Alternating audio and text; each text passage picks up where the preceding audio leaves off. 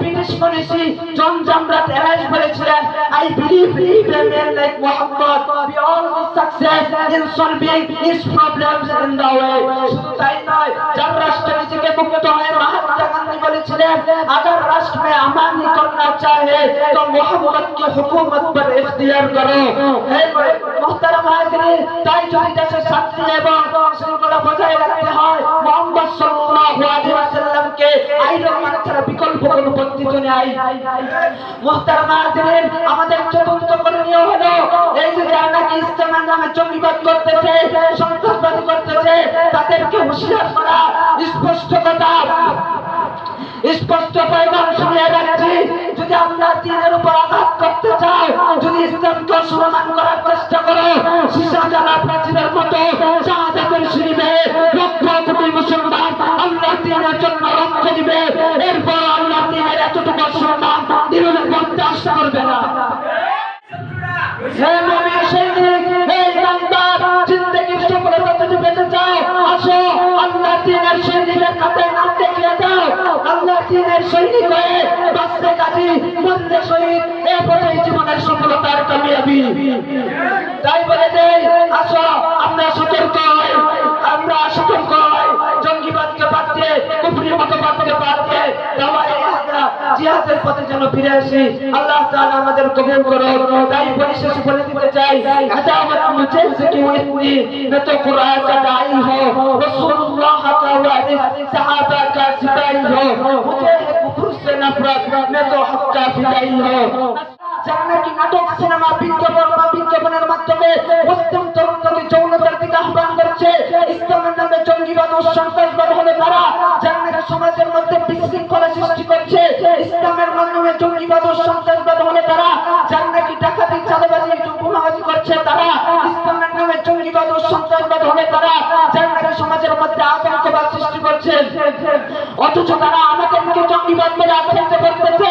মুহতারাম হাযিরিন, মনে রাখবেন, ইসলামের পক্ষে কথা বললে যদি আমাকে জঙ্গিবাদ হতে হয়, তাহলে আমি জঙ্গিবাদ। কোরআনের পক্ষে কথা বললে যদি আমাকে জঙ্গিবাদ হতে হয়, তাহলে আমি জঙ্গিবাদ। দাড়ি রাখা, টুপি পরার কারণে যদি আমাকে জঙ্গিবাদ হতে হয়, তাহলে আমি জঙ্গিবাদ। আমি যদি জঙ্গিবাদ হয়ে থাকি, তুমি হলে সন্ত্রাসবাদ। এই পর্যায়ে আমাদের মাঝে বক্তৃতা নিয়ে আসছেন ভাই মোহাম্মদ ফজলুর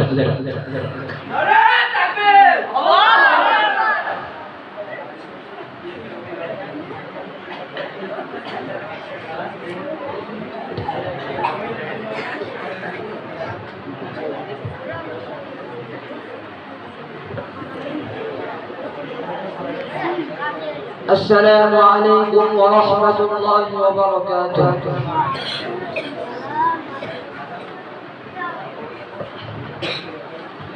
إن الحمد لله والصلاة والسلام على من لا نبي بعده. أما بعد فأعوذ بالله من الشيطان الرجيم. بسم الله الرحمن الرحيم. يا أيها الذين آمنوا قاتلوا الذين يلونكم من الكفار وليجدوا فيكم غلظة واعلموا أن الله مع المتقين. وقال النبي صلى الله عليه وسلم لا هجرة بعد الفتح ولكن جهاد ونهبة وإذا استنفرتم فانفروا أو كما قال عليه الصلاة والسلام. আল-আকসা কর্তৃক আয়োজিত আজকের এই ভন্নাট্য সেমিনারের সম্মানিত সভাপতি, ন্যায় নিষ্ঠার কলম হাতে বিজ্ঞ বিচারক মণ্ডলী ও সুদক্ষ পরিচালক, বাংলার প্রত্যন্ত অঞ্চল থেকে আগত আগামী দিনে মুসলিম উম্মাহের নেতৃত্ব দানকারী ছাত্র ভাইয়েরা, সকলকে জানাই আমার পক্ষ থেকে আন্তরিক শুভেচ্ছা ও অভিনন্দন। প্রিয় উপস্থিতি, আজকে আমার নির্ধারিত টপিক হলো ইসলামের নামে জঙ্গিবাদ ও আমাদের করণীয়। উক্ত বিষয়ের উপর কিঞ্চিত আলোকপাত করার প্রয়াস করব ইনশাআল্লাহ। মুহতারাম হাযিরিন, প্রথমেই আমি আমার বিষয়টিকে দুভাগে ভাগ করে নিতে চাই। একটি হলো ইসলামের নামে জঙ্গিবাদ, দ্বিতীয়টি হলো আমাদের করণীয়। প্রথমে ইসলামের নামে জঙ্গিবাদ সম্পর্কে আলোচনা করতে চাই। আলোচ্য বিষয়ের উপর আলোচনা করতে হলে প্রথমেই আমাদের জানতে হবে জঙ্গিবাদ সম্পর্কে। তার ব্যাখ্যা দিতে গিয়ে কেউ কেউ বলেছেন জঙ্গিবাদ মূলত ইংরেজি শব্দ মিউটেন থেকে নির্গত, তবে উর্দু ও ফার্সি ভাষায় এর অর্থ হলো জঙ্গযুদ্ধ ইত্যাদি। তবে বর্তমানে জঙ্গিবাদের সুপরিচিত পরিভাষা হলো সন্ত্রাসবাদ। প্রিয় উপস্থিতি, ইসলামের নামে জঙ্গিবাদের আলোকপাত করতে হলে প্রথমেই আমাদের জানতে জানতে হবে ইসলাম জঙ্গিবাদ বা সন্ত্রাসকে সমর্থন করে কিনা।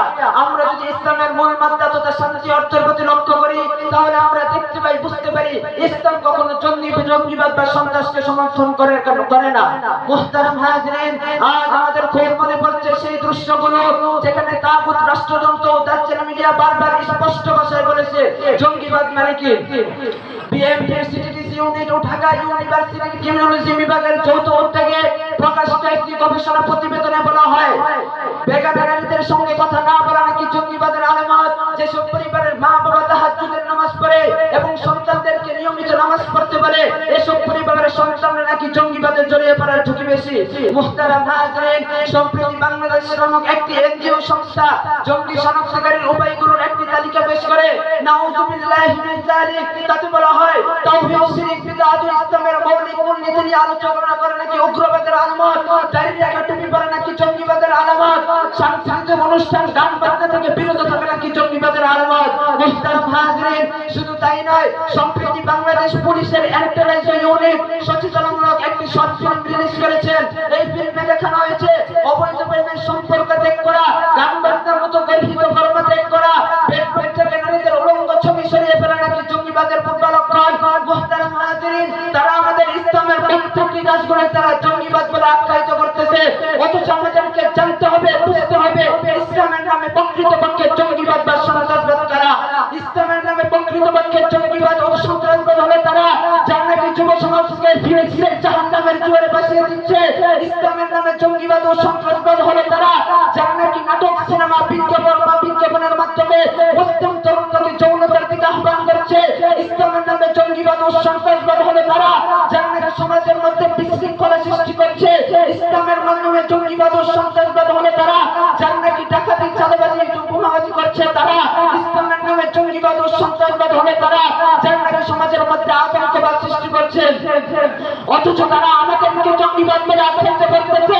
মুহতারাম হাজিরিন, মনে রাখবেন ইসলামের পক্ষে কথা বললে যদি আমাকে জঙ্গিবাদ হতে হয় তাহলে আমি জঙ্গিবাদ, কোরআনের পক্ষে কথা বললে যদি আমাকে জঙ্গিবাদ হতে হয় তাহলে আমি জঙ্গিবাদ, দাড়ি রাখা, টুপি পরার কারণে যদি আমাকে জঙ্গিবাদ হতে হয় তাহলে আমি জঙ্গিবাদ। আমি যদি জঙ্গিবাদ হয়ে থাকি তুমি হলে সন্ত্রাসবাদ।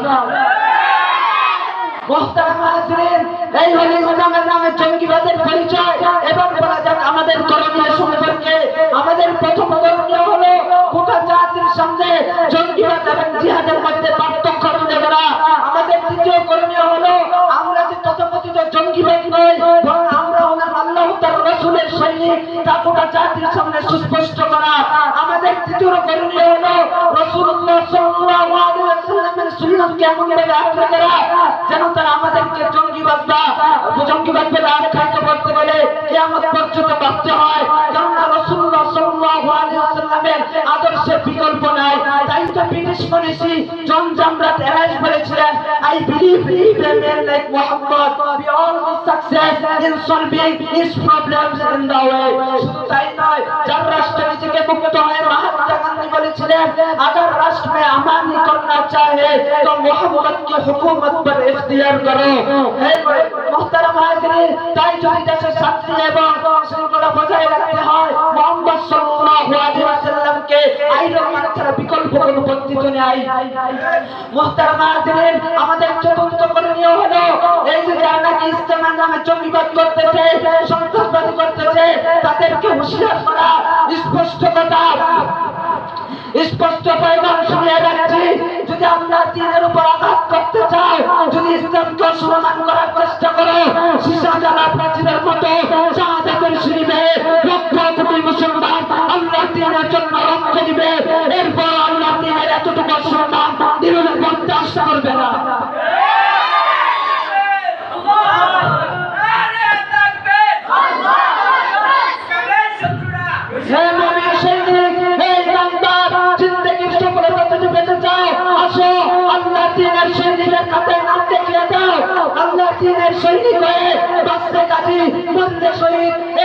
জীবনের সফলতার কামিয়াবি তাই বলে দেই, আসো আমরা সতর্ক হই, জঙ্গিবাদকে বাদ দিয়ে, কুফরি মতবাদকে বাদ দিয়ে জিহাদের পথে যেন ফিরে আসি। আল্লাহ তাআলা আমাদের কবুল করুন। তাই পরিশেষে বলে দিতে চাই, আদাওয়াত মুঝে কি হুই मैं तो कुरान का दाई हो, रसूलुल्लाह का वारिस, सहाबा का सिपाही हो, मुझे है कुफ्र से नफरत, मैं तो हक का फिदाई हो। नस्र मिनल्लाह व फतहुन करीब। वस्सलामु अलैकुम व रहमतुल्लाहि व बरकातुहू।